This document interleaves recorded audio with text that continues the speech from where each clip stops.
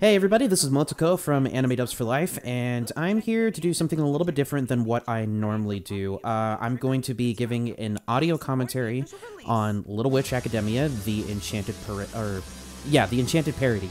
I was gonna say Enchanted Parade, but it's Enchanted Parody. And I'm mostly doing this because, one, I wanted to watch it again and kind of give some brief little history on the making of this, as also just kind of really just kind of talk about the impact of the video for the channel, because I think out of everything that we've done on the channel, this is probably the thing I'm the most proud of that we've done. So I'm just gonna sit back, relax, and just kind of give some brief little insight as to how this whole thing got started. So as we're watching the scene here, something that I really wanted to point out is that the idea for this parody originally came up back when I was working Anime Expo back in 2015. I was a huge fan of the original 2013 OVA. I saw it on Crunchyroll, and I didn't get a chance to see Enchanted Parade when it premiered at Anime Expo because I was working as a staff member, but I eventually did see it, and I was just so inspired by the story that when we were beginning as a channel and we were really thinking about the types of projects that we really wanted to do, I knew I wanted to do something with Little Witch, and it was kind of challenging for us to do because we didn't know if we were just going to do this footage right here from the first OVA, or if we were all just going to do Enchanted Parade. And then I was talking to my friend Ashton at the time, who's no longer with the 84L team. He voices Susie in, that's his voice coming out of Susie right now, and then there's Amelia, who's the voice of Lottie, and I, of course, voiced Akko back then. And that's also kind of something that I wanted to sort of clear up first as well, is the kind of joke behind Akko's voice in this parody is the fact that in real life, I'm a transgender woman, was born male, transitioning to female, but I'm like, I physically and just do not sound like a woman at all, so I wanted to poke fun at that, given the fact that I really love the character of Akko, and I really relate to her a lot, so that was kind of the reason as to why we sort of went with that joke, but it kind of flew over a bunch of people's heads, so it was kind of tiring having to have to tell people about it in the comments and kind of explain the joke. That's my longtime collaborator and friend, Coke, I like the Coke, as the headmistress.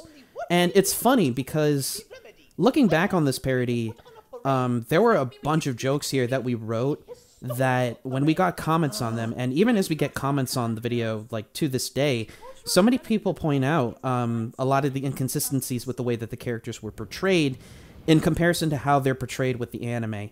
Now, keep in mind that Enchanted Parade came out in 2015, which was 2 years before the TV anime ever made it here to the States, or was even a thing. So, as we're going to be coming up with some of the the way that the characters were written, we tried to make this parody as faithful to the anime as we possibly could. That's really one of our biggest goals at Anime Dubs for Life, is that we want to show that we love the source material with all of our hearts, but we can openly poke fun at it and acknowledge that some of these things don't really have... they're not flawless, to basically say, for a lack of a better term. The Equestria Girls Reject joke actually was not mine. The script for this was co-written by Ashton. As I said, it was a collaboration between me and Ashton, and then additional script material was done by my friend John, who's still a part of the team, but he's kind of off on his own nowadays, but he still provides voice work, but he doesn't really collaborate very much on what we do anymore. But he voices Jasmika in this, and he provided basically all of Jasmika's dialogue was pretty much written by John for this parody, but otherwise it was mostly me and Ashton working on the story and writing a lot of the material ourselves. And the script for this was... It took a long time for us to write it. I remember from the end of Anime Expo, which was around the end of July, all the way up until I think about September or so, was when we spent writing the script, and then we took about a month or so, I think, like about 2 months or so, actually editing the whole thing together. And a lot of that had to do with the sound design. It had nothing to do with the actual video editing itself. It's because the sound design in this was one of the most challenging things that I think I've ever had to do in a video. Because there's so much going on with the animation that it was like, I didn't really want anything to sound silent. Are you a Shiny fan too? That's also one of my best friends, Livy. Livy is still a very big frequent collaborator with us. She's basically voicing in pretty much everything that we do still. I've also mentioned this as well. We are doing a sequel for this video. That was also another one of the big reasons why I wanted to do this. I mostly wanted to hype up the fact that, yeah, we are working on another one. We just started writing the script for it. Not everybody is coming back to voice all of the characters. There are going to be some recastings here and there. But some people are coming back to voice their characters in the sequel. And we are going to try and find a way around. We are writing a really clever way around how or why the characters sound different. Amy is coming back to voice Lottie, I know that for certain. Ashton's not coming back for Susie, unfortunately, because his voice for Susie is so great, so identical to the original Japanese voice. That's why I really liked it.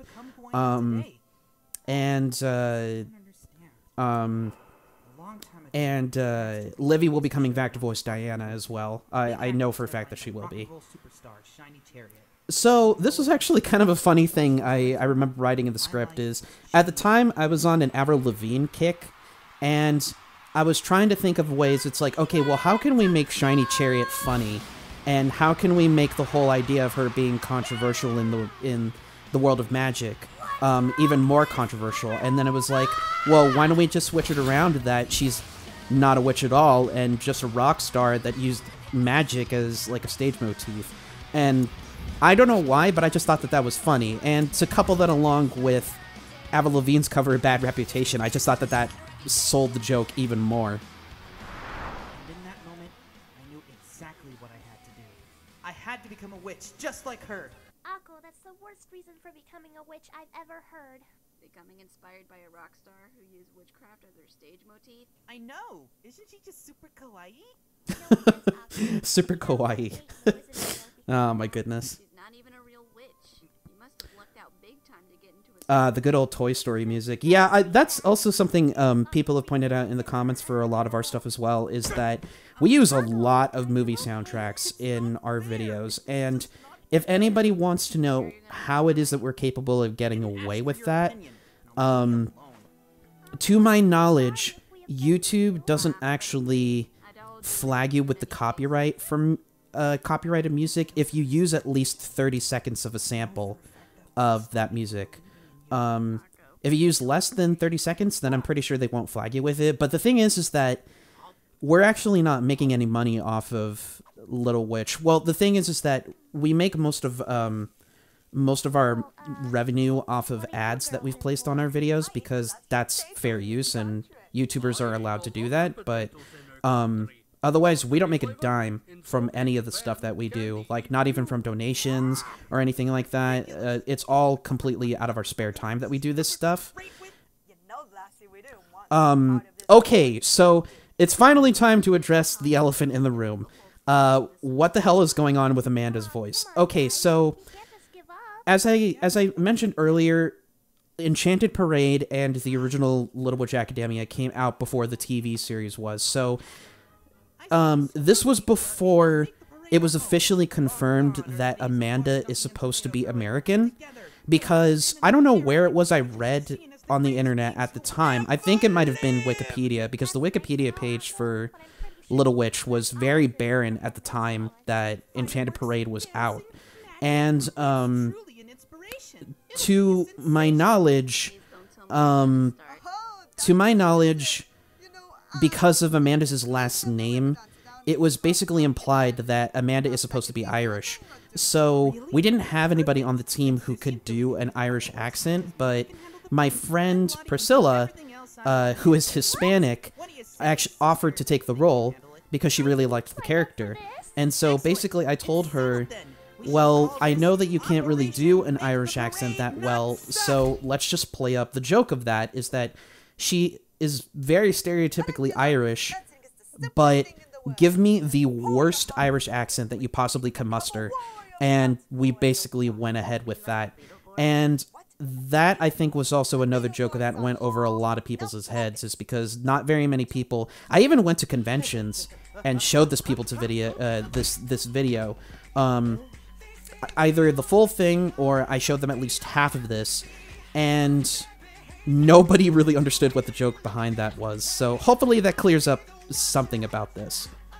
Another really fun fact about this scene, too, is that we originally weren't going to go with Fall Out Boy for this montage. We were actually going to do a parody of a song from Chitty Chitty Bang Bang called The Roses of Success. And we even wrote some neat little lyrics and everything like that. And there is actually audio of Priscilla recording some of the singing as Amanda for that song.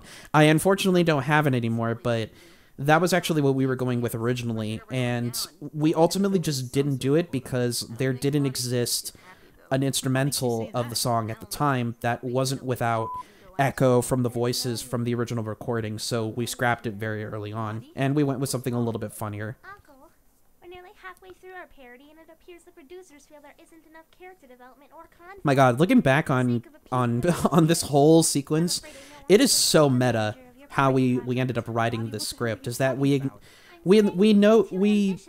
very early on, we noticed that we were kind of following the story to a T, so then that's why we kind of started poking fun at ourselves, that it's like, oh yeah, we're starting to kind of get a little off track with the parody aspect of it, so let's poke fun at that, and that's kind of what we did. I didn't mean to. I've heard enough, Akko. You're on your own now. Wait. Gosh, I love Amy's voice for Lottie. Like, and again, this was also before the English dub for any of the Little Witch material on Netflix came out. So, when it was funny because when Netflix actually released their official English dub, a lot of us were like, we were really disappointed with the voices or the voice direction on the OVA stuff, and we had some people actually coming up and saying, we wish that your guys' voices were canon. Of course, not mine, obviously, because I don't actually sound like a girl, but I mean, Susie, a lot of people said that Susie's voice was great, a lot of people said Diana's was great, Lottie's voice was great. Now, if anybody in the comments can actually correct me on this, I don't know if the name is supposed to be Lottie or if it's supposed to be Lotte, because that's how they pronounce it in the English dub for the Netflix show or for the TV series. But I thought that the reason as to why they were doing that was because they were just going off of the Japanese pronunciation of how they say it in the original Japanese version of the show is rote, is how they pronounce it. But I'm assuming because of the way it's spelled, it's supposed to be Lottie, like short for Charlotte or something like that, because I don't know what it is, because it is confirmed that Lottie is Finnish, like she's from Finland, or that's like her ancestry.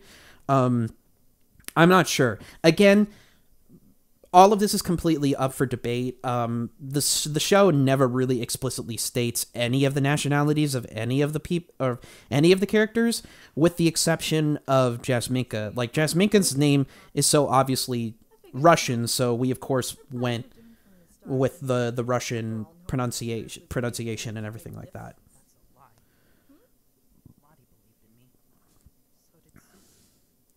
So it's always interesting to talk about sequences like this when I watch this, because I've seen this I don't know how many times when I've promoted 84L to other places, when I want to introduce my friends to any of the bridge material that we've done in the past. I always show them Little Witch because I really do believe this is one of the best videos that we ever made, and it was such a blast to work on too. It was tremendously fun, but the one thing I always tell people is that I personally don't believe I'm very funny, A lot of the humor that goes behind our videos is mostly from Coke or from any of our other team members that are a part of the team. Me, I've always been a storyteller. That's always my thing. I'm the most sappy, sentimental person you will ever meet. I try to be as happy, as outgoing, and as dramatic with my storytelling as I can be. And the thing is that when it came to working on Little Witch, I hope that it came across in the video, because I believe I got some really great comments when this came out about how touched some people were with it, and how a lot of people said this really brightened up my day, this really made me feel happy. I'm tremendously proud of the fact that that did that for you. I cannot thank you guys enough for the support and the feedback you gave us with this video. Sorry, that's one of my favorite bits in the entire thing. It still cracks me up to this day. Wow, that even offended me. And there you go. That's us basically acknowledging we kind of went a little overboard with Amanda's whole Irish stereotypes. I even had one person tell me it's not even Irish anymore. It's moose and squirrel. Like, obviously a reference to Boris and Natasha from Rocky and Bullwinkle. So it was like, Wait a tick, this wasn't the music we decided on. We were short on time, so we have to go with something more mainstream. No, change it. Did I ask for the gum commercial? That was another thing too, is that we were also coming off of the high of Inside Out was like one of the most popular animated films of that year. This was back in 2015 when we first were writing this and everything, so that joke was still very clear in my mind. And I'm a huge Disney fan as well, so I used a bunch of Disney music in this. So for those who don't know, those two people, the joke behind it, shouldn't we be working on the next Steven Bomb, those are actually caricatures of Rebecca Sugar and Ian Jones-Cordy from Steven Universe. A lot of the people at Trigger, especially the creator of the anime, Yo Yoshinari, is a huge American animation fan. So he constantly makes references to them in Enchanted Parade, if you look closely enough. There's like a lot of really neat cameos and things like that. Caricatures of famous animated characters like Mabel and Dipper from Gravity Falls appear at some point. But at the time, the only footage that we had of Enchanted Parade that was out at the time were there were subtitles ingrained at the bottom of the screen. So in order to get past a lot of the footage problems, we had to zoom the footage in. And as a result of that, I think it kind of messed around with the video quality a bit. Nowadays, because Enchanted Parade's on Blu-ray and everything like that, we can easily find this footage and completely redo it and make it look better. But this was all we had at the time. Super Mario Galaxy music. I'm also a huge Nintendo fan too, so that's another big thing. I used a bunch of different types of video game soundtracks, movie soundtracks. I'm a huge fan of film scores and things like that. And it was great. Another big reason as to why this project took so much time to edit and to make was because I was really serious about all of our voice actors watching the footage and, like an actual anime dub, actually dubbing over a lot of the footage that was going on. So we all had appropriate reactions and sound effects and different types of Foley that we could easily put alongside the footage to make it a little bit more authentic. And that was really one of my favorite parts about this, was having the voice actors. Like, I even got into a Skype call one time with Bass, who is the voice of Thomas, the little boy here, and I put on my webcam, or I put on like Minicam, and he would watch through Skype, and he would dub it live on the call while I was listening to him recording for it. And I thought that that was such a cool feeling. Like, it really felt like we were actually doing a dub. Like, we felt we were doing like a legitimate fan dub of sorts.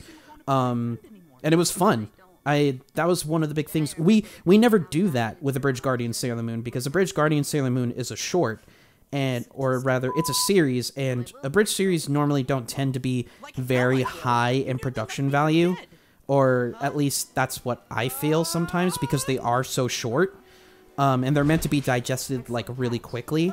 But ever since we adopted the one-shot idea for 84L, we basically kept telling people, no, the one-shots are going to be a lot more theatrical, and they're going to be a lot more epic in scale and scope. Especially this whole scene, the whole action scene. When I got the music together and I started doing the sound design for this, it was a blast. I loved how it was all coming together, and it was great. And I really wanted to show just how beautiful the animation of this anime is. Like, the animation in this thing is fantastic.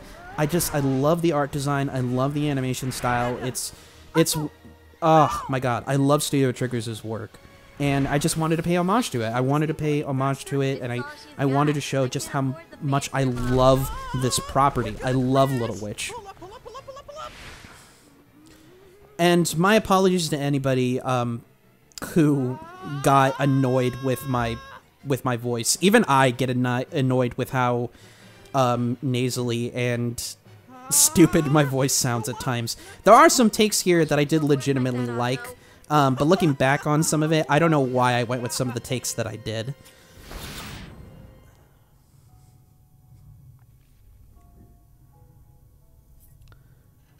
Yeah, so this is actually one of the few music pieces, this was actually one of the few music pieces that got us flagged for third-party content or third-party copyright. Like I said, Little Witch is one of the few videos on our channel that actually isn't making any money from ad revenue, because the copyright owners obviously put claims on them. So the video's free for people to watch, but we don't make any sort of money off of it like we do a Bridge Guardians, Sailor Moon, or anything like that. And it was mostly because of this music piece. This is the finale music piece from Charlie and the Chocolate Factory, by Danny Elfman. I'm a huge Danny Elfman fan, and legit, when I was recording for this scene, and I was doing the whole resolution between Akko and Lottie, I legitimately started crying at some point during one of my takes. I get so emotional about these kinds of things, and like I said, I'm the sappiest person you will ever meet. I love these kinds of endings and these kinds of storytelling, and I know that it's really cringe-inducing to a lot of people because, I mean, hey, that's the internet. But yeah, I mean, there really isn't very much I can say about that. Where the Loco, I guess that's one way to say the pairing, the shipping name, the Lottie X Akko subplot came from. Truth be told, I'm bisexual in real life, and obviously I'm transgender as well, so I'm a part of the LGBT community, and honestly, I hate how in abridged parodies, LGBT people are really just kind of made a butt of the joke without really understanding those types of people as a whole. So I hoped to kind of get away from that stereotype and really kind of introduce something more LGBT positive with that.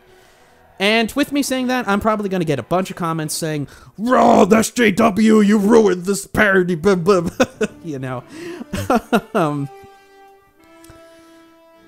And that's it. That's Little Witch Academia, the Enchanted Parody. The end credits is absolutely an homage to Prisoner of Azkaban, complete with the end credits music from Prisoner of Azkaban itself. Like I said, to this day, it still remains my favorite video that I've made for the channel. I absolutely love how this came out. I'm really proud of the editing quality. It's probably one of the best things I've ever worked on. And it was a blast to make, and to celebrate really kind of coming up with working on a new Little Witch, I've taken a lot of your guys' constructive criticisms to heart. And I do legitimately want to improve the quality for the sequel. So, no worries. I've heard your guys' comments. I've seen them. And, you know, I cannot thank you guys enough for your support. So, next time when we meet in the Little Witch Academia universe, will be coming out hopefully by the end of the year. Again, I can't make any sort of promises. I promised myself I wouldn't do that because it just gets me a really bad reputation. we'll be back with Little Witch Academia, the satirical sequel. So thank you all very much once again for your support, and I hope you guys all have a great day. Thank you guys so much for listening.